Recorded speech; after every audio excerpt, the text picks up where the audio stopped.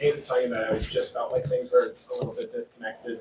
What did you see from your team tonight, and how do you kind of respond against a stingy team when things maybe aren't coming easily? Well, I didn't like our execution. That was probably the first thing that stood out to me.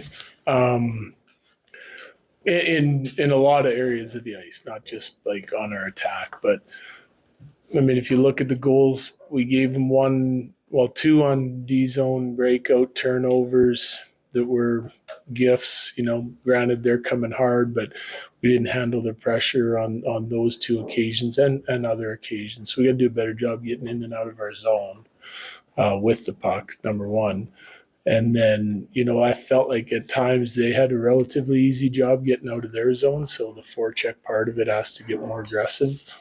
But then when we did do some good things on the forecheck and in ozone play to open up some plays that were there to be made, we didn't execute very good. We passed the puck out of the zone a couple times when we had extended time, missed passes, bouncing pucks. I thought it just looked sloppy from our group a little bit. I like some of the intensity that we played with at times, but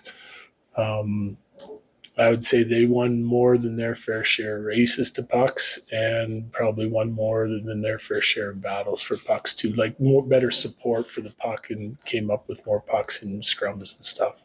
You went with Nate and Mikko together more down the stretch here tonight. Seattle scored twice with their second line while your second line was on the ice.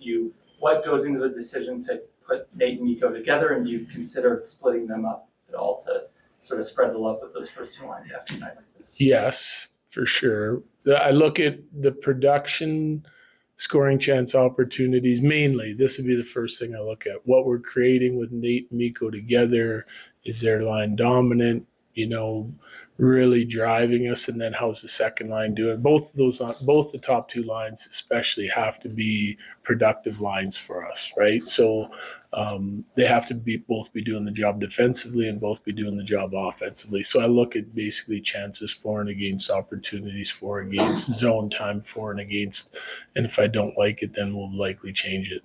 Eric? Two-parter on the blue line. Number one, could you just kind of walk us through what happened with Jack Johnson between the skate and then puck drop? And number two, it looked like Josh Manson struggled a little bit. You mentioned giving them a goal, but didn't want to take turnover. Just kind of overall thoughts on how the defense played as a unit. Yeah, not good enough. I didn't think our whole team just wasn't quite good enough, Again, I thought we did some good things. They obviously did more good things. Jack is left the game with lower body injury. And I thought Mance was rusty, He was rusty today. Like coming back in, missed time, and, it showed in a couple areas. But then the D-core as a whole, is similar to the rest of our team. Jesse? Seemed like they were really making life difficult on you guys, not giving you a lot of lanes, and it led to guys maybe forcing plays that they wouldn't normally make. Would you agree with that? Yeah, well, for sure. That's what every team does. But yeah, I would say, and then our execution out of it sometimes, like the decision making, the execution. Again, I think if you look at the tape, we generated our fair share of chances, like some good chances. Didn't capitalize on them. I thought Grubauer had a good night. I don't know how they'll all balance out, because I haven't looked at them all yet. But enough opportunities to win the hockey game if we don't give them a few easy ones. But then plenty of opportunities that we mismanaged, whether it was execution or forcing a play that wasn't there when a better decision was able to be made. Jared, despite the result today, talking to the guys in the room, it seemed like there was still a sense of calm and confidence. No panic after one loss, it seems like. Is that the sense you got from your group as well? Should be, yeah. Yeah, I agree with that. I think this is an important game one at home. You want to win it. You want to put your best foot forward so you can sort of start the mental game of breaking another team down. We didn't do that tonight. I don't expect our team to break down after something like that either. We've seen it now. We'll take a look at it again. And we'll make some adjustments if need be. And then we got to go and we have to be better than we were tonight. I think we have to expect when you're playing all teams that have 100+ points, and it's a tough division, as you've seen through all the other games in the division and through the league, that you have to expect to play your best hockey if you want to win. And we weren't at our best tonight. That wasn't our best game, wasn't even close. And if we want to win, we'll have to be much better for game 2. Brandon, then Peter.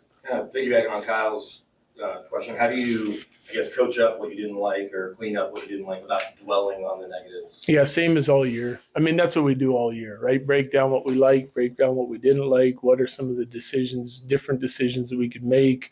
Where do we have to be more engaged?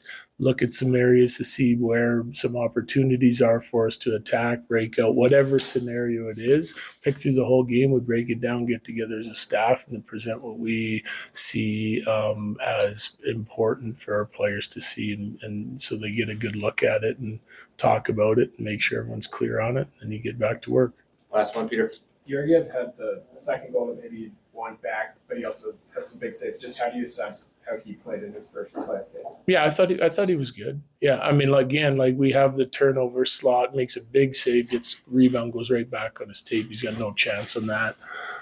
Second goal, again, I'm looking at the breakdown before that. It's relatively easy coverage. It's neutral zone forecheck with a guy pushing, a guy stepping, and we let one guy get in behind us, right? One guy's not doing his job there. It ends up on a 3-on-2. And we're also mid-change with their D, which gave them a little bit more time than I would have liked. So, I mean, could he have come up with it? We've seen him come up with it before. But, I mean, I thought he had a good game. I mean, 3 get by him, and they're all earned on their side of it. Thanks, Jared. Yep, thanks. Thanks, Jared.